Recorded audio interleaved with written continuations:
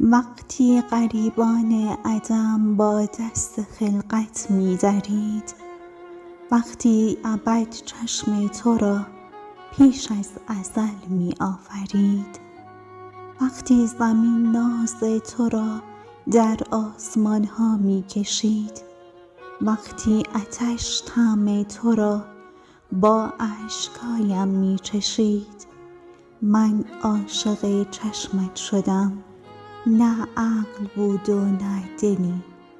چیزی نمی‌دانم از این دیوانگی و عاقلی. یک آن شد این عاشق شدن، دنیا همان یک لحظه بود.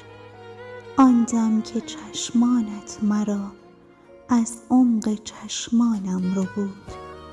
وقتی که من عاشق شدم، شیطان به نامم سجده کرد. آدم زمینی تر شد و عالم به آدم سجده کرد. من بودم و چشمان تو، نه آتشی و نه گلی. چیزی نمی‌دانم از این دیوانگی و عاقلی. من عاشق چشمت شدم، شاید کمی هم بیشتر. چیزی در آن سوی یقین، شاید کمی هم کیشتر. آغاز و ختم ماجرا لمس تماشای تو بود.